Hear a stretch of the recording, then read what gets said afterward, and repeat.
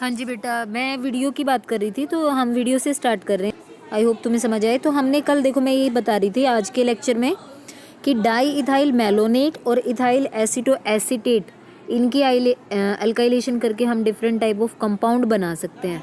तो हम पहले डाई इथाइल मेलोनेट से क्या क्या बना सकते हैं वो हमने शुरू किया था थोड़ा सा। अब नीचे देखो, ये डाई इथाइल मेलोनेट का स्ट्रक्चर बना हुआ है, ठीक है।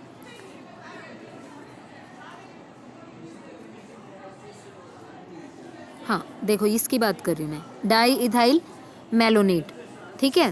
तो इसके ये जो दो हाइड्रोजन होते हैं ये एसिडिक होते हैं इन नेचर। हमने कल ये अच्छे से, बहुत अच्छे से पढ़ा था, ठीक है। तो ये एसिडिक हाइड्रोजन्स होते हैं, इनको हम बेस डालकर रिमूव कर सकते हैं। जैसे ये रिमूव होता है, एक कार्बन आयन जनरेट होता है, वो कार्बन आयन रेजोनेंस स्टेबलाइज्ड होता है और वो हमारे लिए एक न्यूक्लियोफाइल का काम करता है, ठीक है। इतना हमने किया था। वो न्यूक्लियोफाइल फिर अल्काइल हैलाइड्स के साथ ट्रीट कराते हैं और अल्काइलेशन हो जाता है। हमने कल इतना पढ़ा था, ठीक है। तो आज क्या क्या एप्लीकेशन है वो थोड़ा सा देख रहे थे हम, ठीक है। जैसे यहाँ पर फिर से देखो, इस पेज पर वही बातें फिर से समझा रखी जो मैंने अभी अभी बोली कि पहले एक बेस डालते हैं। ये बेस यहाँ ले लिया इन्होंने, ठीक है। ये अल्फा हाइड्रोजन जो एसिडिक थे यहाँ पर ये दो हैं, इनमें से एक को इसने रिमूव कराया, एक रह गई, तो ये कार्बन आयन बन गया। अब ये कार्बन आयन देखो यहाँ अल्काइल हैलाइड से इस मॉलिक्यूल के साथ एज अ न्यूक्लियोफाइल इस पर अटैक करेगा और आर ग्रुप यहाँ पर देखो ऐड अप हो गया, तो अल्काइलेशन हो गया यानी कि अल्फा पोजीशन पर, ठीक है। तो इतना हमने कल किया था। उसके बाद वाली प्रोसेस में हमने पढ़ा था कि हाइड्रोलिसिस और डी कार्बोक्सिलेशन कैसे करते हैं। तो पहला स्टेप जो है यहाँ पर वो हाइड्रोलिसिस का है, दूसरा स्टेप डी कार्बोक्सिलेशन का है। हाइड्रोलिसिस होगी तो एस्टर ग्रुप कार्बोक्सिलिक में कन्वर्ट हो गया और डी कार्बोक्सिलेशन करने के लिए सिर्फ हीट करना है। तो जो डाई कार्बोक्सिलिक ग्रुप है वो mono substituted mono carboxylic group में कन्वर्ट हो जाता है लास्ट तक, ठीक है। तो यही process different type of substrate लेके चल रहा है और उनके साथ तुम्हें करके दिखा रहा है, ठीक है। इस पेज पर हमने इतना ही किया था, ठीक है। तो आज क्या शुरू करने वाले हैं, सिंथेसिस ऑफ। पहली जो एप्लीकेशन है वो है कि हम इससे क्या सिंथेसाइज कर सकते हैं। किससे शुरू किया था हमने, डाईइथाइल मेलोनेट। तो वही ये देखो, डाईइथाइल मेलोनेट यहाँ पर लेके चलेगा, यही है ये डाईइथाइल मेलोनेट। बेस डाला, जैसे ही बेस डाला प्रोटॉन निकला, अब यहाँ से प्रोटॉन निकला। अब यहाँ पर ये नेगेटिव चार्ज ने दिखा के इसने स्क्वायर ब्रैकेट में यहाँ दिखा दिया। तुम यहाँ इस कार्बन पर भी दिखा सकते हो, ठीक है ना, इस कार्बन पर, ठीक है। उसके बाद हमने पढ़ा था कि जैसे ये कार्बन आयन बनता है वो न्यूक्लियोफाइल का काम करेगा, तो हमने अल्काइल हैलाइड डाल दिया ये वाला, ठीक है। अल्काइल हैलाइड डाल दिया, इथाइल आयोडाइड, ठीक है। तो अल्काइलेशन यहाँ तक पूरा हो गया। अब उसके बाद देखो फिर वही क्या कर रहा है, हाइड्रोलिसिस, बेसिक हाइड्रोलिसिस करेगा। तो मैंने कहा था एसिड का सॉल्ट बनता है, तो यहाँ पर सॉल्ट बन गया। अब उस सॉल्ट को ब्रेक करने के लिए HCl, वहाँ पर यही प्रोसेस एक सिंगल स्टेप में लिखी हुई थी। क्या लिखा हुआ था, KOH या NaOH जो भी, और नीचे लिखा हुआ था HCl। अब यहाँ पर इसने अलग अलग करके दिखा दिया बस, ठीक है। तो अब ये जो सॉल्ट बनता है बेसिक हाइड्रोलिसिस के बाद, उससे सॉल्ट ऑब्टेन करने के लिए HCl डाल रखा है ये बीच में, ठीक है। उसके बाद लास्ट स्टेप यहाँ पर देखो, फिर हीट ही करना है, तो डी कार्बोक्सिलेशन। अब यहाँ पर ये कह रहा था मोनो अल्काइल एसिटिक एसिड अगर हमें बनाना हो। अब एसिटिक एसिड तो ये होता है CH3COH, लेकिन उसके ऊपर मोनो अल्काइल कोई ग्रुप लगा रखा है R। अब यहाँ पर इसने R जो ग्रुप लगाया वो CH3CH2 ग्रुप लगाया। ये देखो यहाँ आयोडाइड जो डाला था, ठीक है ना, CH3CH2। इसलिए लास्ट में हमें क्या मिला, ब्यूटेनोइक एसिड, क्योंकि दो कार्बन पहले से थे, दो उसने ऐड कर दिए, ठीक है। तो लास्ट तक हमें ब्यूटेनोइक एसिड मिलता है। तो इसी तरह की एप्लीकेशन है इस पूरे में, ठीक है। आज हम सिर्फ ये इसी की कर लेंगे, ठीक है। Preparation of isovaleric acid. अब पहले आइसोवेलरिक एसिड का स्ट्रक्चर पता होना चाहिए, ठीक है। तो यहाँ पर देखो, ये पहले उसका स्ट्रक्चर लिखा हुआ है, ये आइसोवेलरिक एसिड का फॉर्मूला इसने लिख दिया। अब इसमें ये जो स्क्वायर ब्रैकेट में इसने लिखा है ना, तो उससे ये कह रहा है कि ये वाला पोर्शन तो हमें हर बार हर एक केस में मेलोनिक एस्टर से मिलने वाला है, ठीक है। तो बचा हुआ पोर्शन कहाँ से ऐड करेंगे, ये जो बच गया ये वाला पोर्शन हम अल्काइल हैलाइड से ऐड करेंगे, ठीक है। हम इस तरह का अल्काइल हैलाइड डालेंगे कि ये पोर्शन वहाँ पर जाकर ऐड अप हो जाए। तो वही देखो, वही करेगा ये। सबसे पहले मेलोनिक एस्टर लेके चला फर्स्ट स्टेप में। मेलोनिक एस्टर वही फॉर्मूला है, बार कई बार उसको कंडेंस फॉर्म में लिख देता है, कई बार ओपन करके लिख देता है, ठीक है। तो कंफ्यूज तो होना ही नहीं है, बहुत ही आसान है। एक बार अपने हाथ से पेन से लिख के देखोगे तो याद भी हो जाएगा, ठीक है। फिर बेस डाला अल्फा हाइड्रोजन जो यहाँ है वो क्या हो जाएंगी, एक रिमूव हो गई यानी कि कार्बन आयन बन गया। यहाँ पर देखो उसने स्क्वायर ब्रैकेट के बाहर नेगेटिव लगाया है, ठीक है, तो कार्बन आयन बन गया। अब हमने देखो ये मैं जो बात कर रही थी कि हमें ये वाला ग्रुप ऐड करना है, इसलिए हम इसी तरह का क्या डालेंगे, अल्काइल हैलाइड, जो यहाँ इसने लिख दिया, ठीक है। अब जैसे ये डाला तो एल्काइलेशन होगा, तो यही ग्रुप यहाँ पर आकर अटैच हो गया इस अल्फा कार्बन से। अल्फा कार्बन ये था, ठीक है ना। फिर लास्ट में तो क्या रह गया, सिर्फ हाइड्रोलिसिस और डीकार्बोक्सिलेशन। हाइड्रोलिसिस लिखने के लिए तुम क्या लिख दोगे, एक बार NaOH, एक बार HCl और लास्ट में हीट, वही सब है। हाइड्रोलिसिस में क्या होगा, ये लास्ट के दोनों एस्टर ग्रुप कार्बोक्सिलिक में कन्वर्ट हो जाते हैं और हीट करने पर दोनों कार्बोक्सिलिक में से एक कार्बोक्सिलिक रह जाता है। तो ठीक है, आइसोवेलरिक एसिड की प्रिपरेशन कैसे पढ़ी हमने, यहाँ समझ आया। फर्स्ट स्टेप, मेलोनिक एस्टर लेके चले, उसका अल्फा हाइड्रोजन निकाला क्योंकि वो एसिडिक होता है, यहाँ तक निकाल दिया। अल्काइलेशन के लिए इस तरह का अल्काइल हैलाइड डाला क्योंकि हमें यही तो ग्रुप ऐड करना था आइसोवेलरिक एसिड बनाने के लिए, तो अल्काइल हैलाइड ये वाला डाला। समझ में आया होगा आई होप, ठीक है, देख लेना, ठीक है। इसके बाद देखो नीचे अगला टॉपिक, मतलब एक और प्रिपरेशन, बहुत सारी लिस्ट बना रखी है इसमें कि इससे हम किस किस तरह से डिफरेंट टाइप ऑफ एल्काइलेशन करके different type of range of product बना सकते हैं। अब यहाँ पर देखो डाई अल्काइल एसिटिक एसिड। अब एसिटिक एसिड CH3COH होता है, ये पता है हमें। डाई अल्काइल, अब उस ये डाई अल्काइल ग्रुप इस तरह का कोई एसिड बनाना चाहते हैं जिसमें ऐसे R ग्रुप लगा हो, ठीक है। तो उसका एग्जाम्पल जैसे इन्होंने ये देखो यहाँ पर लिया है 2-मिथाइल ब्यूटेनोइक एसिड। अब यहाँ पर देखो नीचे एक R ग्रुप है वो CH3 है, दूसरा R ग्रुप इथाइल है, ठीक है। हम इस तरह का एसिड बनाना चाह रहे हैं, एसिटिक एसिड का ऐसा डेरिवेटिव बनाना चाह रहे हैं जिसमें एक R तो क्या हो, इथाइल हो, और दूसरा R ग्रुप मिथाइल हो, ठीक है। तो अब फर्स्ट स्टेप मेलोनिक एस्टर से ही शुरू करना है हर बार, क्योंकि हम सिंथेसिस पढ़ रहे हैं through alkylation of this malonic ester, ठीक है। तो फर्स्ट स्टेप में बेस डाला जैसे ही अल्फा हाइड्रोजन रिमूव हो गई और यहाँ पर क्या बन गया, कार्बन आयन बना। वो क्या करेगा, एज ए न्यूक्लियोफाइल एक्ट करेगा। हमने क्या डाल दिया, मिथाइल आयोडाइड, तो मिथाइल की एडिशन यहाँ तक हो गई है, ठीक है। मिथाइल की एडिशन होने के बाद उसने फिर से बेस डाला क्योंकि एक अल्फा हाइड्रोजन यहाँ पर अभी भी है, देखो ये जो अल्फा हाइड्रोजन यहाँ है, ठीक है ना, तो वो भी रिमूव हो जाएगी बेस डालने पर। जैसे रिमूव हो, यहाँ पर देखो बहुत छोटा सा लगा रखा है ये नेगेटिव चार्ज, ये बड़ा लगाना चाहिए यहाँ पर, स्क्वायर ब्रैकेट के बाहर बहुत छोटा सा नेगेटिव दिख रहा है तुम्हें एक, तो वो कार्बन आयन जनरेट कर दिया है यहाँ तक। फिर अब तुमने इथाइल ग्रुप को ऐड करना था तो इथाइल आयोडाइड ले लिया यहाँ अगले स्टेप में। अब यहाँ पर इथाइल की एडिशन होगी, मिथाइल की एडिशन पहले से कर दी थी उसने, ये कर रखी है, ठीक है ना। तो लास्ट स्टेप क्या रह गया, सिर्फ हाइड्रोलिसिस एंड डीकार्बोक्सिलेशन। अब लास्ट में तुम्हें क्या करना होता है, ये जो मेलोनिक एस्टर फॉर्म ली थी इसके ये एस्टर पार्ट को हमें पहले तो किस में कन्वर्ट करना है, सॉल्ट में, क्योंकि हम NaOH बेसिक हाइड्रोलिसिस कर रहे हैं, तो फिर इसको सॉल्ट को से एसिड लाने के लिए HCl डाल रखा है। फिर यहाँ पर लास्ट स्टेप में यहाँ डीकार्बोक्सिलेशन हीट करके, ठीक है। तो इसी तरह है, बिल्कुल सिमिलर है सारी, ठीक है।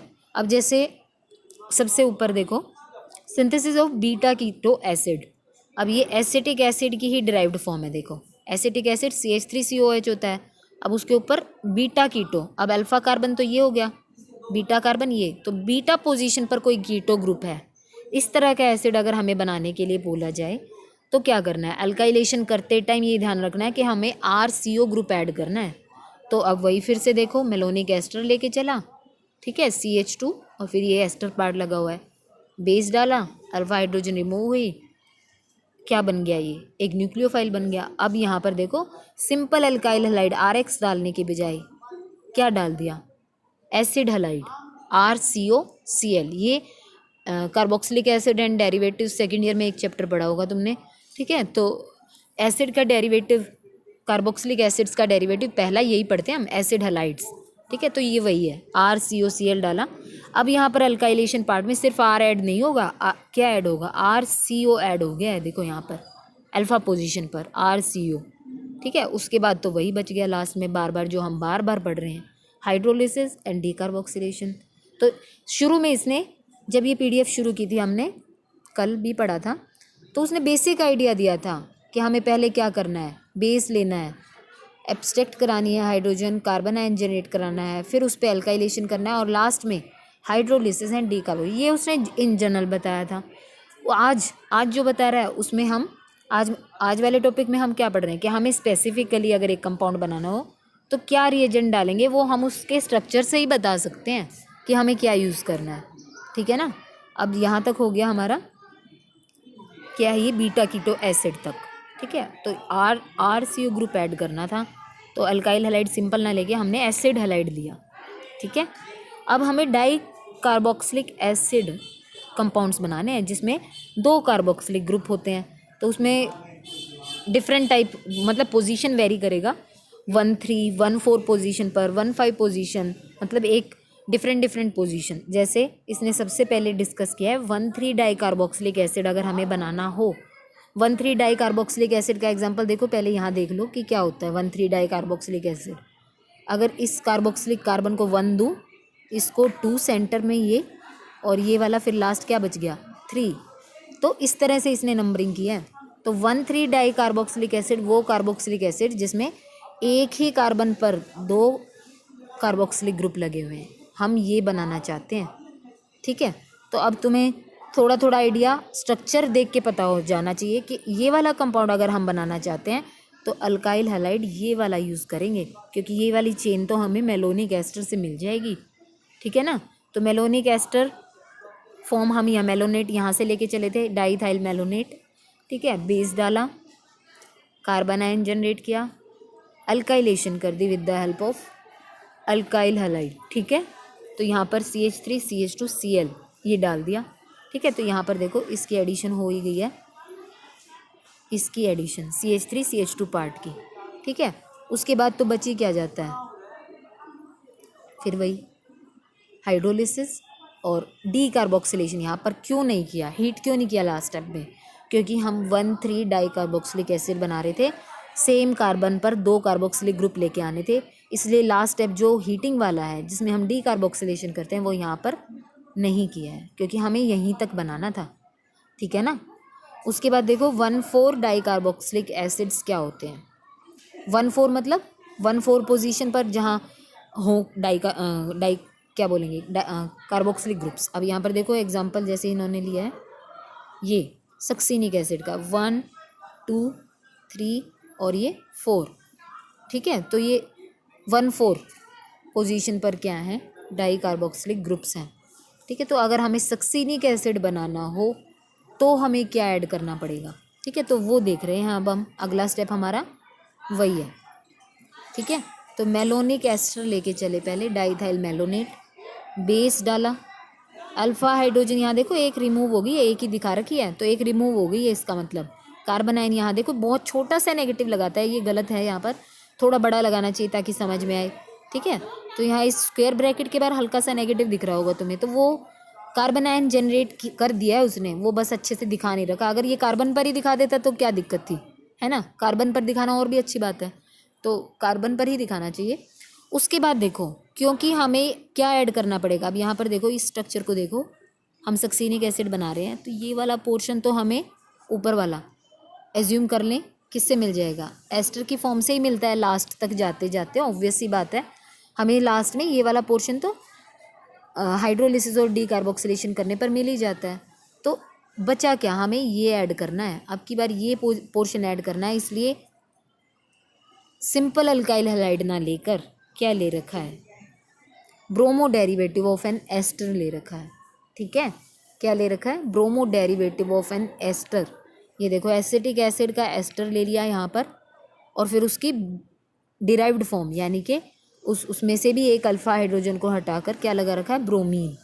ठीक है, तो तुम्हें ये याद करना है ज़रूरी कि अगर हमें सक्सिनिक एसिड बनाना हो तो हमें अल्काइलेशन वाले स्टेप में क्या डालना है। ठीक है ना, तो तुम्हें ये डालना है, ये इसका नाम क्या होगा, अल्फ़ा ब्रोमो इथाइल एसीटेट। ठीक है, अल्फ़ा ब्रोमो इथाइल एसीटेट इसका नाम है। ठीक है, तो ये डालेंगे तो इस तरह का स्ट्रक्चर हमें लास्ट में ऑब्टेन हो जाएगा। अब तो करना ही क्या है, हाइड्रोलिसिस एंड डीकार्बोक्सिलेशन। अब हाइड्रोलिसिस करेंगे तो नीचे वाला भी जो हमने ऐड किया है, ये नीचे वाला पोर्शन हमने ऐड किया है।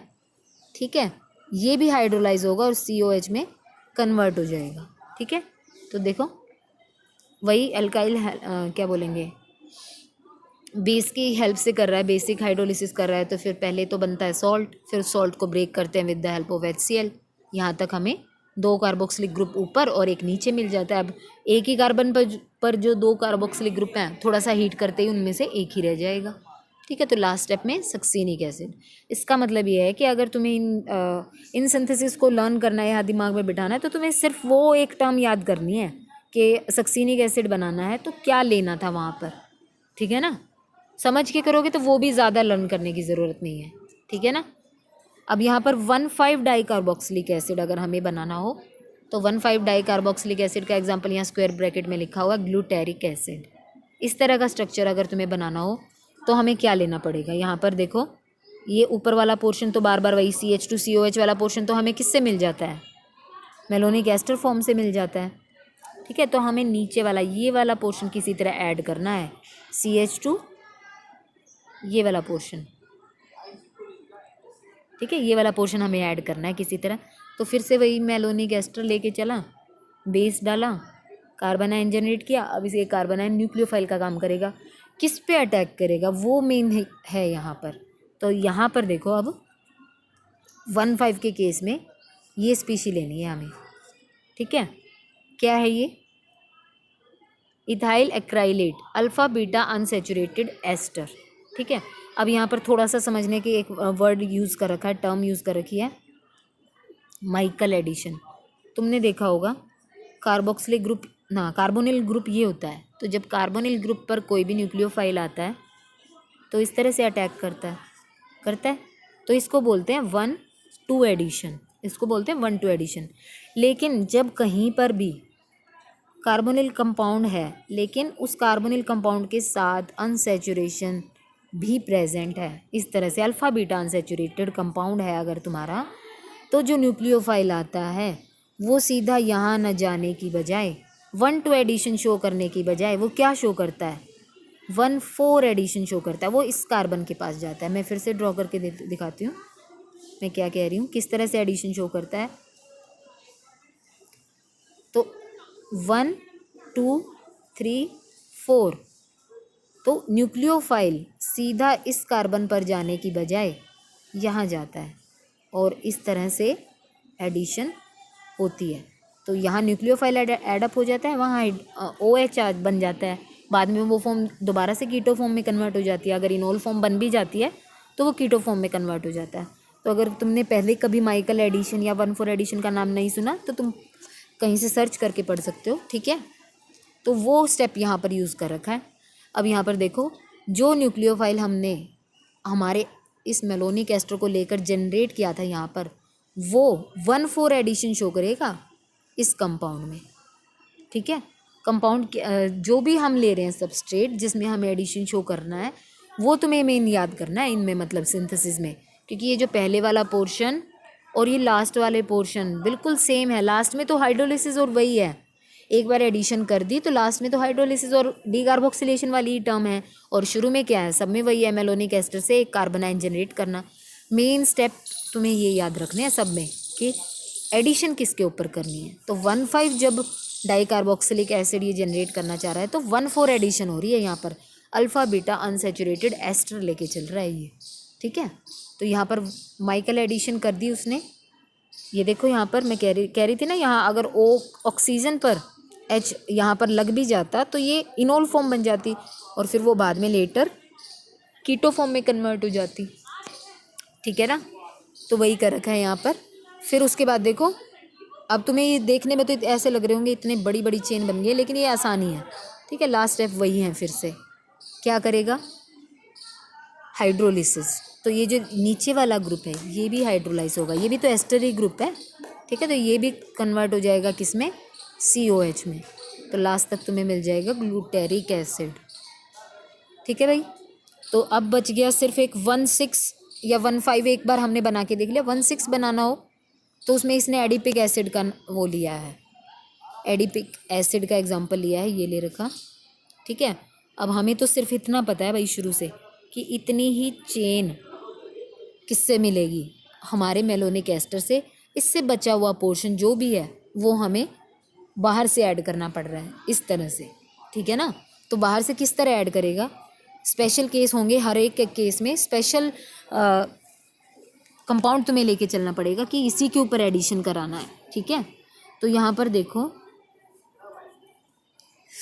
2 मोल्स ऑफ मेलोनेट यहाँ पर लेके चलेगा। पहले तो ये देखो मेलोनिक एस्टर के दो मोल्स लेके चल रहा है और किसी डाई हैलाइड के साथ ट्रीट करा रहा है, क्योंकि यहाँ पर देखो एक चेन ये बीच में ऐड भी तो करनी है ना हमें, 2 कार्बन की चेन, ठीक है। तो यहाँ पर इस तरह से आधा स्ट्रक्चर तो उसने जनरेट ही कर दिया है।